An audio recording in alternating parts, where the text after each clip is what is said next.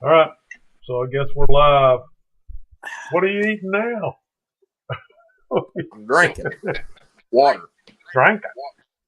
Uh-huh. Yeah. So everybody out there in YouTube land, I hope you're in because tonight we got everybody out there really. Oh, hold on. There, get rid of that. We got a live person, believe it or not. Landon is back, I'm back. and we're going to talk about some interesting things. In fact, he's doing something right now, but kind of caught him, like you said, in a time crunch. When you start something new, it's kind of hard to figure out how long it might take.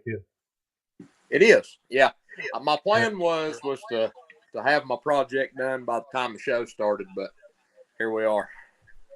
Well, I mean, it might make for a good project. So, what are you doing right now? So right now, I am making or canning strawberry jelly. Water bathing is what Craig said the correct term was. Oh, so that was it. I heard something about water bathing at lunch. Yes.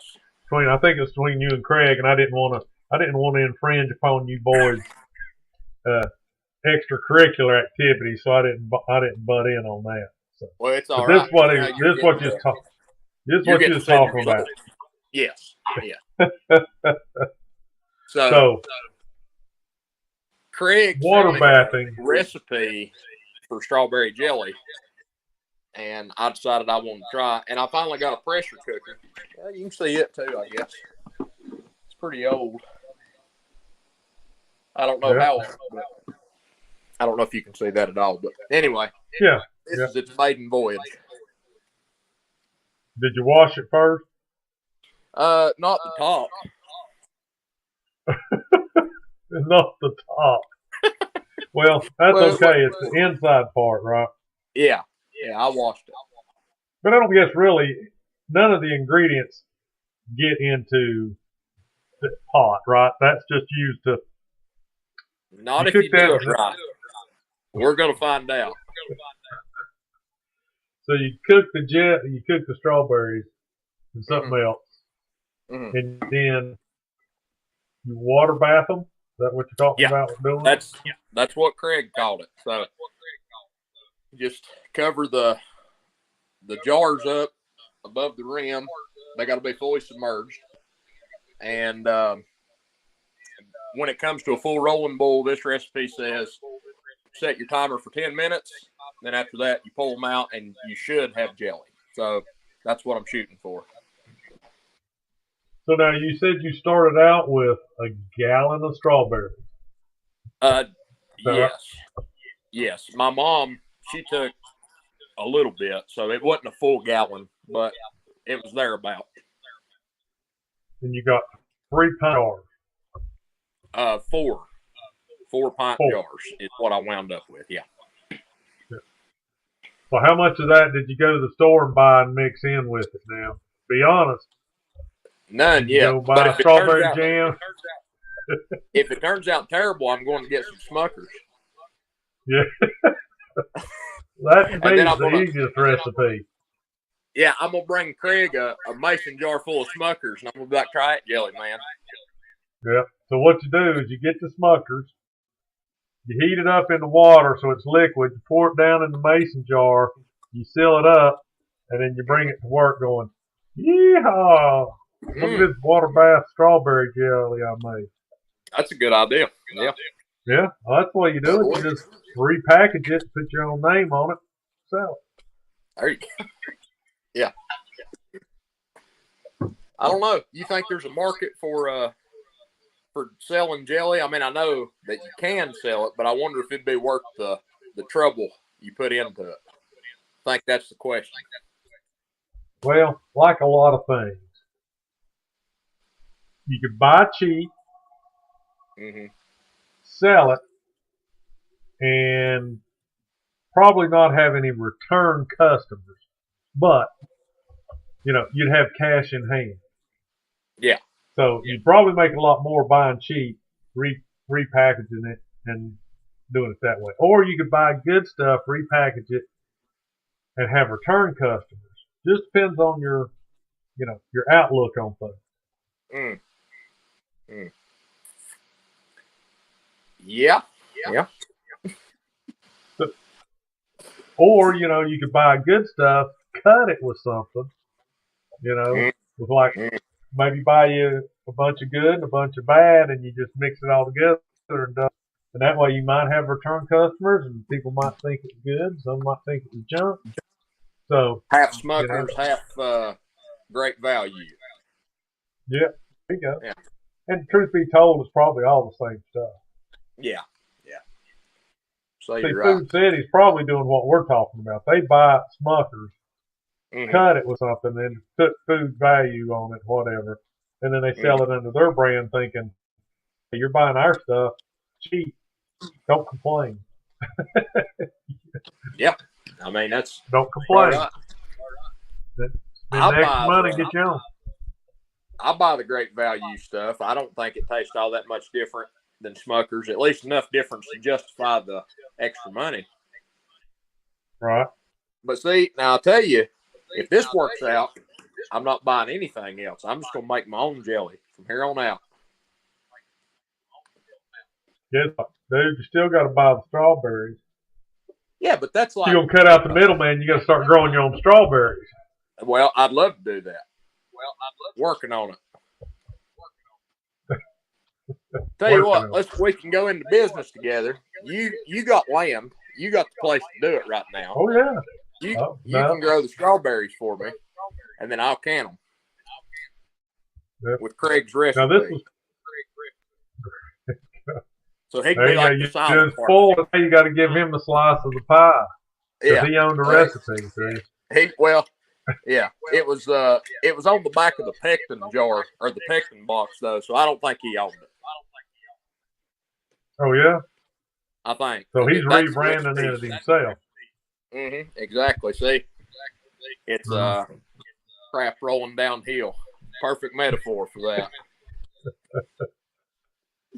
Yeah, But just as a side note, when I was a younger man, I was involved in not greatly involved, but I helped out at a place called Simmerly Strawberries. Okay. And it was down on the river. You turn off of Silver Grove Road, go on River Road, and down out there, they had a reel setup. And when I say a reel setup, they had pick your own, buy them already picked, and they lived back of their house down over the bank through the pasture was the river. And so they had dug out like a wash pond where it would come down, and they dug it out really deep, and they had this irrigation pump down there. Big old siphon with a cage over it. And they would fire that thing up and pump it up the hill, and they had a brown sprinkler, and they watered their strawberry fields with river water. Oh, man, that stuff would shoot out. Yeah. And I mean, they grew it commercially, and during the growing season, the strawberries. Of course, I guess it's almost over now. I don't know, but that place would be packed with people. They'd come and pick their own, and then they would buy. I'd go out and help pick. And the guy I was hanging with, their grandson, he'd pick, and they really wouldn't pay us anything. We went fishing, just ran around the place and everything. But that was pretty interesting. Sounds like a pretty cool thing to be involved with, though. Well, it was like anything else you grow and you try to sell it. To me, it's stressful, because keeping the irrigation pipe up, keeping it clean so it doesn't clog, and the pump, maintain. And he grew tobacco too back in the day when you could grow tobacco. So we set tobacco, and then, I assume he rotated that. I never really paid much attention. But, then strawberry season come around, there'd be strawberries. We took some watermelon one time, down on the river before everybody started buying up all the land for cottages and, Yeah. riverside houses and all that stuff. There was farm. And they guys would turn the farm, the field next to the river, and there'd be arrowheads and all kinds of stuff. But Yeah. this one guy always grew watermelons. And one time, me and the guy we were hanging with, I was hanging with, his grandparents were the Simmerly strawberries. Anyway, we got this guy to sell us a Volkswagen Bug full of watermelon. And we bought them cheap. You had the car already? We didn't have a truck. Up with watermelons? Or do you mean like you bought the car full of water? Okay. All right. No, my friend had the Volkswagen. Gotcha. And we went and bought all these watermelons off this guy down next to the river, and we stuffed them into the Volkswagen. And we went to Piccadilly Cafeteria. Cold called this guy, walked up, said, "We'd like to talk to the manager." I said, "We got these watermelons that we got off." He came out, believe it or not, he came out, looked at them, he goes, "Well, these don't look too bad. Can I plug one?" We said, "Yeah." So he cut it, opened it up, took it, and he said, "These are really good. I'll buy the whole lot." So we got cash money for those things. Huh. I don't remember anything about going and thinking, "Gone." That was pretty cool. Yep, Quayle's in here. Huh. Hello, Quayle. Hey, Quayle. Now, Quayle's probably involved in quite a bit of he's ever done. What you call it? Water bathing? Yeah. I don't know anything about canning. Is that the way it's always done? No. So how much longer you got on your? Well, they're not to a bull yet. So when they come to a rolling bull, that's when I set my timer. So maybe another log in that cooking fire. I know. Well, it's on high. You need a better stove. I can hook you up. Yeah. Go down to Hickory. You can find us a couple of parts, huh? That's right. Find you a couple parts, wire them together, and double your power. Yeah. Yeah. Well, I don't know. We might come up with some jelly. I'm hoping so. Anyway. So it's going to be jelly. Yeah. You squish up your strawberries with your toes and feet like you're supposed to. No, I didn't do that this time. No, next time. Yeah, I guess you're a rookie, so. Well, right, and I didn't think it's worth taking my socks off for just 4 jars of jelly. Yeah, so. I don't think the real people take their socks off. I think they just sift the seeds out, pour it in the sock, and squeeze the juice out. See, I think they should probably get them some chacos or something, some sandals. Ones that you can strap on your feet. Hey, that might be something. You're all the time looking for new ideas for inventions. Why not get you some chacos, and you could put like cheese graters on the sole of them. You could use them to mash grapes and strawberries. How about that? Well, there's been so many things done with shoes. You can buy shoes that aerate your yard as you're mowing them. I call them cleats. they make special things that you put them on the really bottom market of the them as that? Yeah, because they strap onto your boots and they're just like nails sticking out of the bottom of those things. So as you walk through your yard, but you can do the same. Go out and buy some softball cleats or golf shoes. My grandpa always mowed the yard in golf shoes because it gave him such good traction. But interesting. Then never even thought about that. There's the ones that you put on your feet that are like dust mops, and you just kind of slide around your house. Dust mop. You can play you some tunes. Slide around your house and dust mop. Yeah. Then there used to be some that you stuck to the bottom of your shower, and it was like those boot cleaners, right? That you have outside on your porch that you're supposed to rub your boots in and get the mud off. The brush thing. Same deal. Same deal. Well, there were brushes. I know you've seen Right. them have brushes on the side and the bottom. Same Mhm. deal. You just put them in the shower, and that's how people. You didn't want to bend over to wash between your toes, rub your feet in those things. There's been all kinds of crazy stuff. Seen. Well, All I right. guess So it Clay sold says at one water point or bath another. canning. All right. Water bath canning says that's the way to go. Clay says that's the way to go. Football cleats aren't. Oh, What I liked about the old softball cleats is they were not spikes, but they were wide, I don't know, pieces of metal in the toes and in the heels. So football cleats, unless you got ones that you could actually screw the cleats into, nowadays they're more plastic, I think, triangular shape. mm-hmm. But a softball cleat, I always call them softball cleats. I guess they used to be, you can't wear cleats, I don't think. Plastic, metal ones, you can wear plastic or something playing baseball. But Yeah. anyway, I don't know where you'd even buy them. I usually looked at yard sales and things like that. Old golf shoes. Golf shoes are good. So, do you You got mow a in golf bank or shoes? something you need to mow. Well, I used to mow in soccer cleats, and now I just strap my boots on tight. Hope for the best. Yeah. See, I got some old steel toes, so if I slide up underneath the mower, hopefully, it'll hit the steel toe and won't cut my Right. toe off. Get you That's a a little real bit of. thing. Oh, I know. Get you a little buffer of time so you can kill the engine. Hopefully, yeah, that's pretty smart. I'm mowing tennis shoes most of the time. I like to weed eat and mow in tennis shoes. So maybe the cleats ain't such a bad idea. I've never thought about that. I've never knew anyone that done that. Huh. Really? Yeah, never. Quail says he found the old steel ones at a yard sale that he mows in. Oh yeah. Trouble is, they're not usually very comfortable. Yeah, that's that's fair. Because they're hard.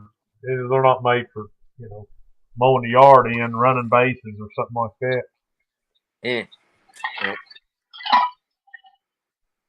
So, obviously, you're into homemaking, but we were going to talk about magnet fishing with magnets. Something else you've gotten revolved in here lately. Yes. So tell me about that. Well, a buddy of mine a few years ago, he told me about it. That was like my first experience with magnet fishing. I'd never heard of it up until he mentioned it. And so he got really into it, and he went out and bought all the gear. And I went with him a couple of times, and most of the time we just found junk, like it was nails and bottle caps and whatever, but it was fun. It gave you an excuse to go out on the water, and, it don't require as much gear as actually fishing, so it was fun. And I liked it. License. Go ahead. No license? No. Don't have to have a magnetic fishing license. Yep. No, not yet. They might change that, so I'm enjoying it while I can. But anyway, so after me and him had our deal with it, I didn't really do it for a few more years. Well, then another friend of mine here recently, he got into it, and so I went with him a couple of times, and we found some pretty cool stuff. We found some railroad spikes, and we found, just like, or not railroad spikes, but big old nails. Well, argyles, I guess, is the correct term for them. But anyway, found some kind of neat stuff, and I kind of got into it, started going with him, and he actually he gifted me a magnet. He got me a setup, so we've been going every weekend here the past little bit, and we've had fun. We found some pretty neat stuff. Found a lot of fishing lures. That's been the bulk of what we found. But yeah, so I'm into magnet fishing right now. That's my thing. What do you think the chances are that you could catch a fish with a hook in its mouth by grabbing the hook with the magnet, pulling it in? So we was talking about that not too long ago. One of the last times we went, we we had hooked onto something, and I forget who said it, but one of us said, like, turtles and fish, they get hooks caught in them all the time. I wonder if we could pull one up. And what we pulled up was not a turtle. I wished it had been, but it wasn't. And so, I don't know. I don't know what the chances are. The question's still open-ended. So now, the magnet you have, what's its lifting capacity? I don't actually know. So it's Ozark Trails, the brand that Walmart carries that makes the camping stuff. They actually have a magnet fishing kit out now. I think it's like $20. Yeah, and it comes with a little magnet and like a 50 feet of poly rope and a little bag to keep everything in and a pair of gloves. You can get you a starter kit for like $20, and that was what he bought me. Cool. He got it. Mostly I think to like test the magnet and so I could go with him. Now he bought a high dollar magnet. His is like, he gave like $100 for his, and his has an 800-pound pull limit. The best we can figure, I think my little magnet is good for about 8 or 10 pounds, something like that. Right. Mm-hmm. Yeah. See, and I think that to me would be, I think that would be safer. I mean, I think if you were going to do it, maybe 75 pounds, because I wouldn't want to lose my magnet getting a hold of something that I could never get off the bottom. And then what do you do? Now, I know you said you run across that. What did you do when that happened? Well, we run into it pretty much. That's actually proven to be a problem with his magnet. We've run into it about every time we've gone. He gets hooked to something, and we can't hardly pull it off. So almost every time we've went, I've ended up getting waist deep in the water, jerking a magnet off, a chunk of steel down in the lake or river or wherever. So he has our new piece of equipment that I think we're going to invest in is some chest waders. I think that's going to be an essential part of our kit. Well, why? He's got you. He don't need chest waders. That's why he got you involved, see? He lured you in for $20, and he hasn't got wet yet. Well, to be fair, a couple of times that it got stuck, I was throwing it. So I felt obligated to go get it. So I wonder if the way, now, I can't remember. Have you ever seen or used any kind of scientific magnet base? And I think one I've got on I'm going to call it a filler gauge, but that's not it. It's a run out gauge. But you sit it down, and when you flip the lever, it lowers the magnet down out of the case, and it slaps onto it. And then when that holds it to the base, and you set the gauge and you do your readings, and when you're done, you roll the lever over the other way, and now it lifts the magnet up. It turns it on. It says on and off. But the only thing it can do is move it closer or further away, and then you just pick it up and move it. I wonder if there's anybody that has done something like that. So, K. Matthew Bennett, welcome to the show. And that's him. We said magnets. Oh, so this is your guy. This is your buddy that basically lured you in for $20, and he hasn't got wet yet. That's it. Well, he's got nicer shoes than I do, so.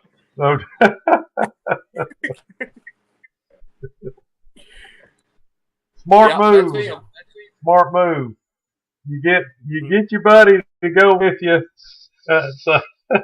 and when you get it hung, just say, "Hey, dude, man, my shoes are really nice. Get out there and get that for me, would you?"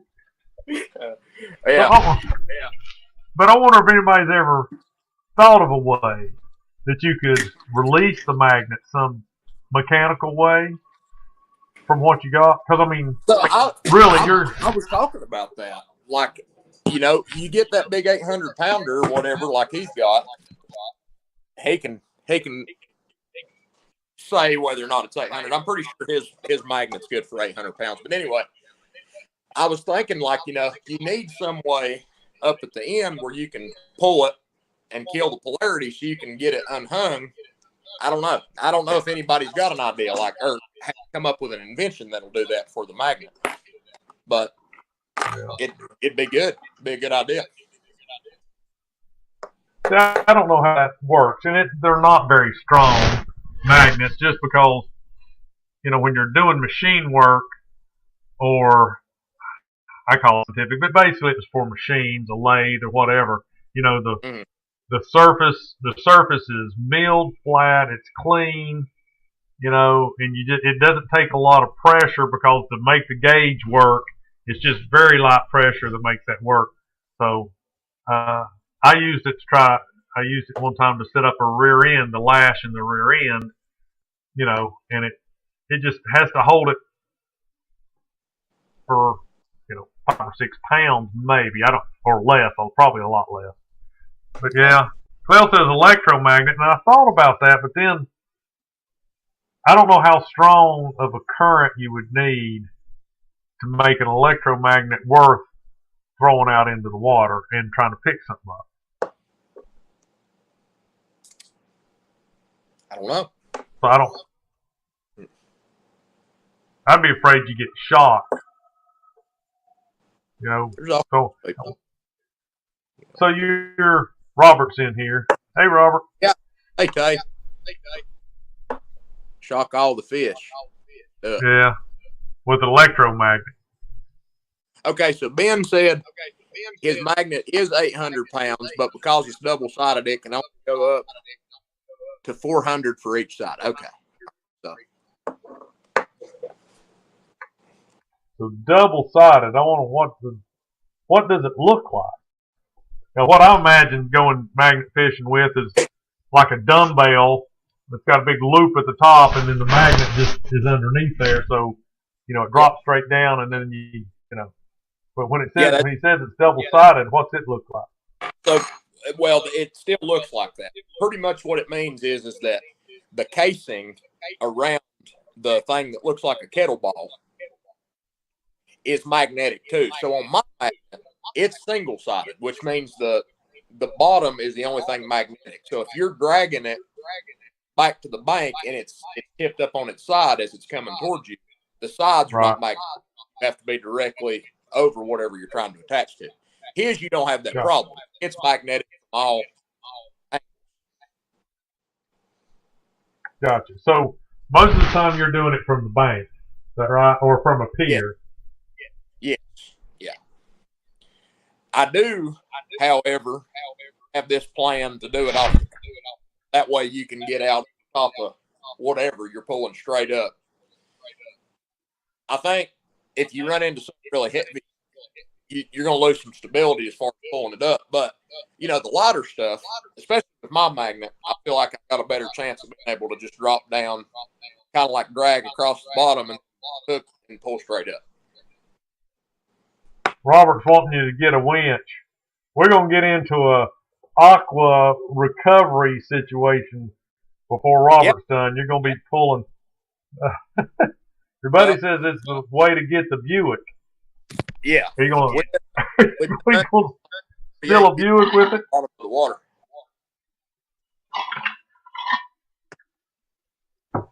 What story with the Buick? Do what? The story with the Buick. Tell Landon that was the way to get the Buick. Yeah, so we've been hunting a 48 Buick. That's what we're after.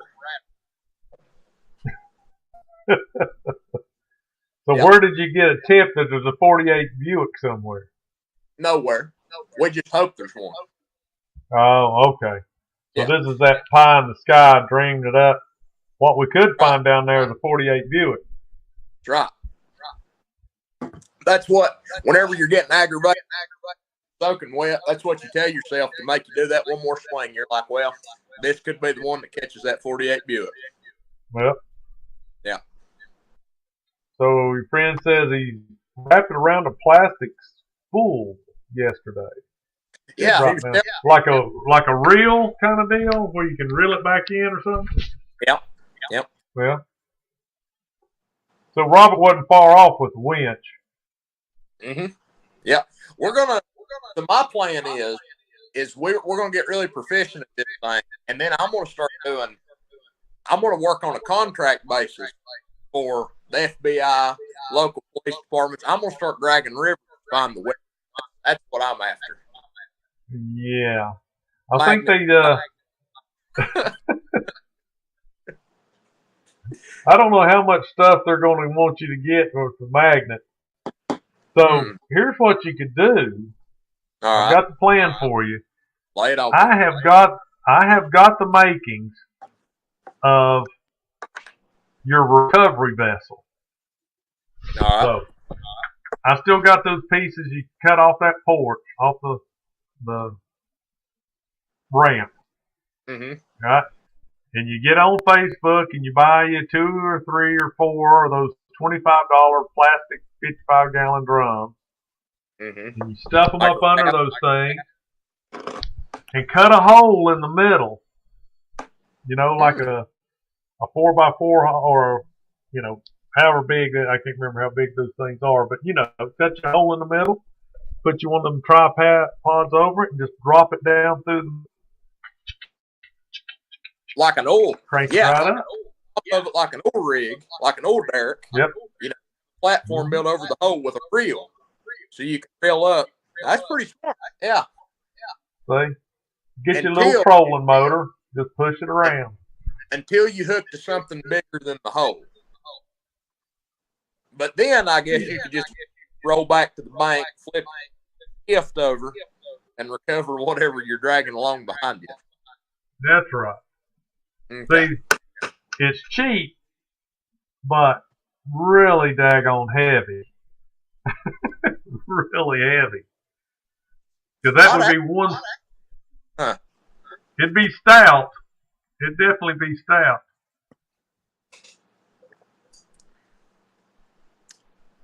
He says his worst fear is the Buick is going to have a family of 5 still in it. Well, that's possible too. Yep. They did flood that lake. So now you said you're doing it off the bank of the dock. Where do you go mostly? Can you divulge any of your secret hiding out fishing holes or? No, we've been first. Let's see, where all have we been? Hickory Tree. We went down a couple of spots on the river and Hickory Tree, and it was just too rocky, man. We got hung up every other throw. It seemed like it was like a Three Stooges act trying to get the magnet back. So we gave up on that place. DeVault Bridge. Whatever that bridge is, coming from Gray, like right behind Boone Dam. Spent some time doing it over there. And the Pinnacle. He's had a lot of luck going up the pond at the Pinnacle. He finds a lot of fishing lures and stuff like that up there. We fished in. Right. Yeah. So, yeah, just those places. He has been going a lot more than I have. It's hard to say for all he's been. But that's places we've went.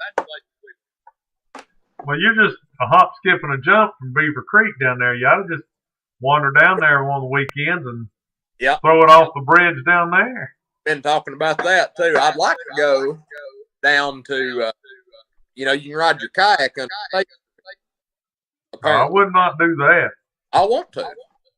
I would not do that. They'd probably catch you on the other side and arrest you. Oh, is that against the law? I think it probably is. Kayaking in Beaver Creek? Kayaking, yeah. You know that's polluted like nobody's business, right? Do what now? It's polluted. Well, I know it's nasty. Yeah, it's nasty. Yeah. Yeah. And they say there's bats that live underneath there. I've heard that. But yeah. I don't even know if it's deep enough. I don't even know if it's deep enough under there to get a kayak through. So you big mine will fear, you get like down in there, water. and then you have to get out and pull yourself clear. Mm-hmm. I don't know.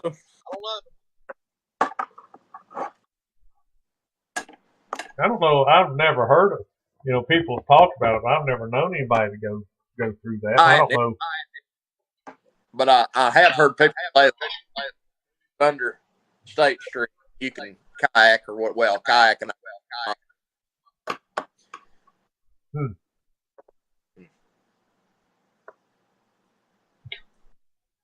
Friend says he went to 421 Bridge and found a bunch of needles. That would be not good. No, that's not hypodermics. Good. That's not good. Yeah. So you might be able to get permission to go like at Laurel Marina or Davis Boat Dock or some of these places, and just say, hey, do you mind if I, fish off the end of your pier? I guess you could just say, I want to fish off the end of your pier and drop your magnet in. I don't know if they'd ever fuss at you or not. I don't think so. We have come to the conclusion that when it's the most fun is whenever you do it around boat docks or piers or whatever, where there's a lot of people, loading in and out of boats, dropping stuff out of their pockets. That's where you find the coolest stuff, the pocket knives and that kind of thing is where activities at. So most of the time we do try to stay around piers or boat loading areas, whatever. That's kind of spots that's had the most luck. Well, you heard the news on the story on the news where they found that body stuffed into that. Was it in a 55-gallon drum, or was it just right there next to where the boat loading ramp was, out near Ob Knob? Wasn't it? Has this been recent? Yeah. I don't know, man. I don't watch the news. I hadn't heard anything about it. Yeah. Cloud, did you hear about that? Maybe Robert, somebody heard where it was like a couple took this dude's body down there and dumped it because they gave him helped him take an overdose or something. Anyway, they were all doing drugs and the dude died and they got scared and I don't know, stuffed him in a garbage bag or something or took him to the maybe boat I did. and threw him out. Maybe I did hear about this. So this hasn't been like really, really recent. Like it's been a little while ago, right? Well, I don't know. I heard about it just a month or so ago. Oh, I don't know. Well, it says 421. I thought it was observation dock near the ramp. It was a Walmart tote. Beautiful. Yeah, that is.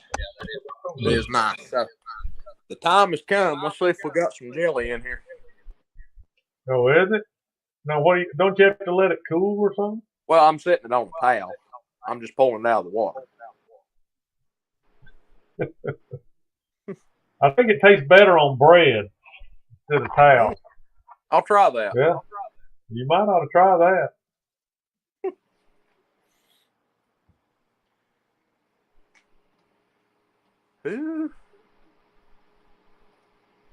I'll tell you, one of my big fears about these pressure cookers, which I know it's probably never going to happen, but if this sucker was to explode, it'd just be like a pipe bomb. Shrapnel flying everywhere. Yep. That it would. Wow.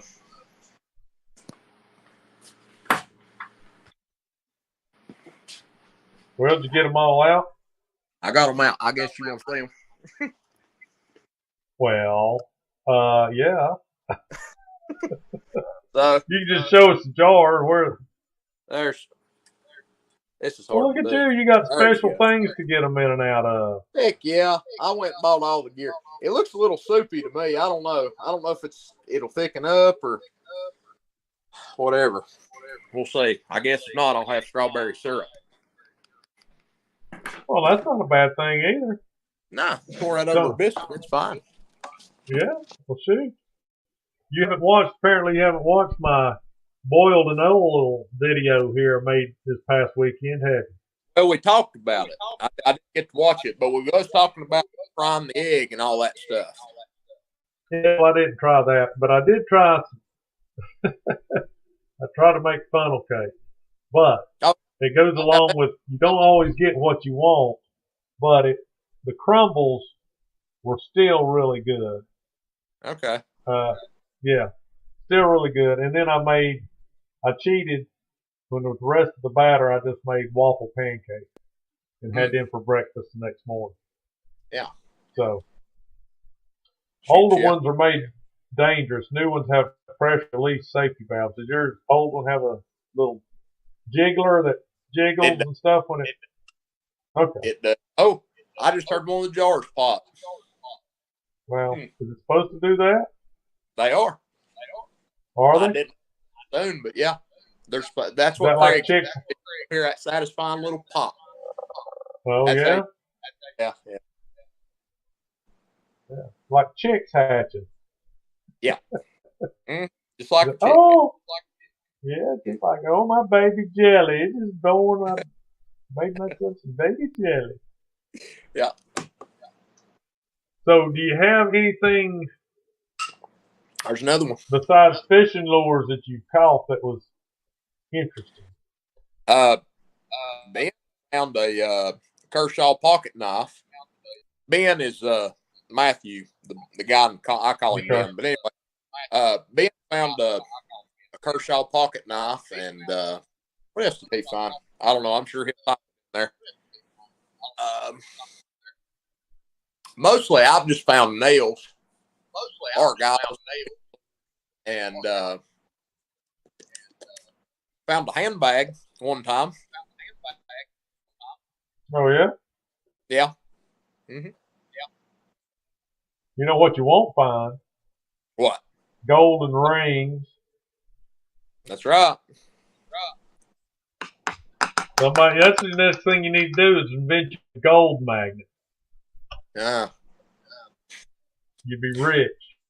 Here we go with another one. Yeah. I wonder. Got to figure out. Figure out what? You got to figure out how to make a gold magnet. Or you could just, break the alchemy of turning lead into gold. Then you wouldn't even have to have the magnet. Just turn your sinkers into gold. Ben, as you call him, says that Jacob and him found a fishing pole in Bluff City the day before yesterday. Yep. Jacob's his cousin. He's also into it right now. We've been a trio. Yeah? Yeah. Well, I'm surprised that the magnet, is it round? Because you said you were getting hung up in the rocks and stuff. Seems like, they'd make it so maybe like a teardrop, that. Like a plumb bob. Yeah. Mm-hmm. So that if it starts to get, caught, it just kind of, rolls up on out of there. Because that'd be really cool. You could get you like a raft or whatever, and you could start up on one end of the river and just troll. As you're going down the river, just drop the magnet over the side and let it bounce along, and then throw anchor and pull it up and see if you got anything. Yeah. Be like a whole day on the river just trolling for, with the magnet. That's actually a pretty cool idea. I've been wanting to build a raft for a while anyway, so I might just tell you what. You got a dang on John boat, or did you get rid of that? That's exactly what I was about to say. I was telling you the other day at lunch about my John boat. I might just turn that sucker into a magnet fishing rig. I'll tell you what, take my advice. Don't cut a hole in the bottom of it. Yeah. Not the same. It's sure? Not the same thing as cutting a hole in the bottom of a raft. Well, it is if I get two pontoons put on the side of it. Well, now that's true. Mm-hmm. Yeah. So you could do outriggers, make outriggers, and then you could just have, a hole. Then you don't even need the John boat, though, see? Mm-hmm. Here's what you do. I've got it solved. Sell the John boat. Find somebody that's got one of them beat up catamaran sailboats that's got the canvas stretched between the two, the two, I don't know what they call them, but you know what I mean. The catamaran has the two pontoons on the side, and they stretch canvas over it, and the mast is in the middle. If you can find them where the mast is broke or canvas is rotted or something like that, you could just use a tarp. Mm-hmm. That's the only thing you want for outriggers. See? Yeah, that's true. Yeah, you've been on that sailboat idea, and I got to admit, I do like the idea of turning the sailboat into a camper. That's kind of cool. Well, yeah. I saw one the other day, $1,500, and it was like a 29 foot thing, and it had the whole, the little kitchenette, all that stuff. And all they had to do is pull the mast out of it and basically get rid of the rigging, and it had a little outboard on it. Really? You could take it camping. Yeah. Well, man might ought to look into that. All kinds of possibilities, I tell you. Yeah. Clell's getting all fancy on us. He says the hole would work if you welded a tube that rises above the water line. Uh-huh. Yeah. Yeah. See, and then that way you could have your tube, whatever, big enough, you just drop your magnet down through that. Mm-hmm. No, it's exactly. I still want to make one of them jet John boat things, though. Hey, I tell you what. A few, when I went out of town, Charlottesville, me and Ben rode up there to see one of our other buddies that grew up with me, and he went to school up there, and he moved to Charlottesville. And while we were there, we went magnet fishing a couple of lakes, and there was this guy that had this contraption. It was it looked like a surfboard that he had done that to. He had rigged up some kind of a water jet motor on this surfboard, and it would hover above the water, and he was just riding this thing around the lake like a skateboard. It was the craziest thing I ever saw in my life. And, yeah, I've seen that. I think you can actually buy those things. There's like a wing under the water. Yeah. And as it propels it, makes it ride up. Yeah. Mm-hmm. Right. Yeah, I looked them up. Apparently, it's people buy them to practice surfing. I guess working on their form or whatever. It's like they're like $6,500 new, but it was one of the coolest things I ever saw in my life. It was pretty neat. Yep. I bet he don't use it for magnet fishing though. No, I bet he don't, but I bet you I would. Yeah. Mm-hmm. Well, you have to get some good stuff. I guess you're going to have to step up your magnet game. Maybe you could get 2 of the Walmart kits and fashion them into just tie a rope in between the magnets, and then that way you could throw them out, and then that, it'd increase your lifting power and the coverage of what you got. Yeah. Sounds like to me it would increase the likelihood of me getting caught on every rock in the bottom of the water. See, what we need a place. We need just a farm pond. Don't have any rocks in it. That's full of good stuff. That's really what we're looking for. Yeah. One of those places where everybody just like the sinkhole of ponds. Anybody that has a sinkhole on their property or farm, they just throw everything down in it. Exactly. All right. Yeah. Right. So that's what you need. A pond that's got a 48 Buick in the bottom of it and no rocks. And that's a good. That's what I'm looking for. Well, if you ever think that you want to go hunting for old bottles, I watched a YouTube video, and these guys and this gal went to a farm, and you'll never believe where they went digging to find old bottles and things like what you're talking about at the outhouse. Yeah. Exactly. Because everyone just threw whatever down the outhouse chute. That's right. And if you didn't want anybody to find it, where else would you put it? Exactly. You put it in the shitter. There. Yeah. Yep. So there you go. Just find you an old farm somewhere and figure out where their outhouse was and start digging. That's a good idea. You know, I have been thinking I want to start kind of looking at it like metal detecting. Like I want to start trying to, historically sort of place like what was where the likelihood of, finding better quality stuff depending on what was near the waterways. Like I know there's a place down on Pactolus Creek in Kingsport. There used to be an old ironworks, and I've been telling Ben I'd like to go down there and look around, around there. I got a rough idea where it was. So, trying to think where that. There's been a couple of foundries around this area. mm-hmm. There's actually one.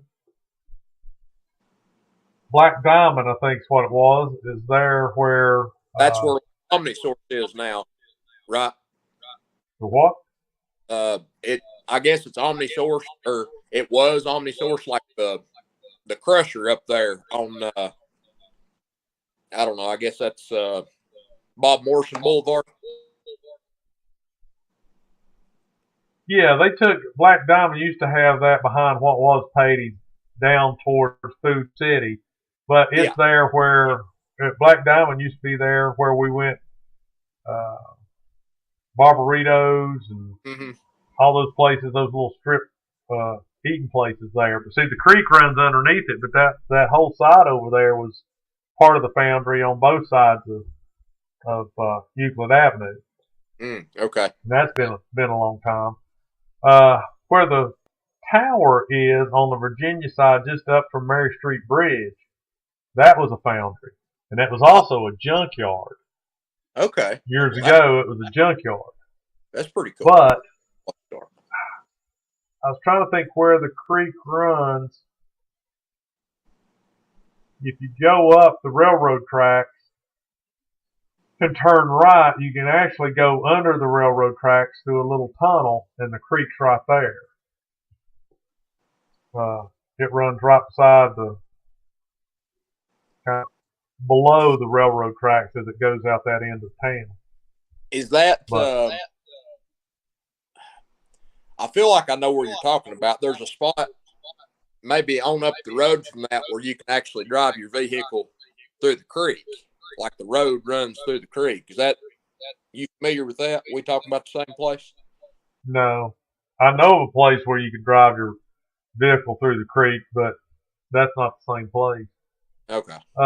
Janie Hammond Drive is where I'm talking about.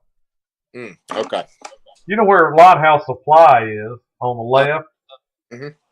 As you're going up just before you get to Johnson Court. Power? Yeah, Power, Columbia. Clell's got it. I was thinking Janie Hammond Drive was a place they used to have call it a halfway house right there. But if you turn right before you get to Lighthouse Supply, it's on the left. You turn right and it circles when you go under the railroad tracks. Power Park is out there. Okay. They used to have like a little basketball court, a tennis court. They've got picnic tables. But the creek, Beaver Creek, will not even be a branch of Beaver Creek. I just call everything that runs through town's a Beaver Creek to me. But yeah, it runs through that park. And then it also runs under the railroad track. You can go run close to the railroad. Just follow the bums, man. The bums will let you know where all those good places are. Yeah. Yeah. You can throw your magnet in there and come up with all kinds of stuff. You probably see it before you pull it up. Yeah. Oh, he's already on it. Ben says he's already on it looking at Google Maps. Yeah. Yeah. A lot of that stuff, I was trying to think. I thought down there where Walmart is now, on the Volunteer Parkway, Beaver Creek runs below what used to be the Mormon Church, Latter-day Saints Church. It's up on the hill. I don't remember what it is now, but the Honda place and everything's built on that creek. I was thinking there was some type of metal works or something in that area at one point. Yeah, I know ago. that somewhere right there, I think where the Hyundai dealership is, like if you're coming back up the parkway, I think it's a Hyundai dealership now. I guess it used to be a Ford dealership. I don't remember. But anyway, there's a sign right there along the parkway that talks about an ironworks that I think maybe the King family owned right there in that area somewhere. Okay. Yeah. Ben says, yeah, there's a historic sign for it right there. Yeah, there you go. Right. Yep. Yep. So just look up some of the Civil War history, and they'll tell you where those things were. There's a place somewhere between Bluff City and Elizabeth, and there used to be a railroad stop, and it's supposed to be next to the river down there. Let's see. Whatever river runs through Elizabeth. That's another place you could go. It's really shallow in some of those places. It is. Yeah, that's the Watauga, river that runs through there. Yeah. Watauga. Yeah. Yeah. Yeah. Some of it's really shallow through there, and there's some of it's really shallow here too. Mm-hmm. Yeah. You get out there like the Weir Dam and some of those places, but that's where you said you got hung up. Rocky and very rocky. Yeah.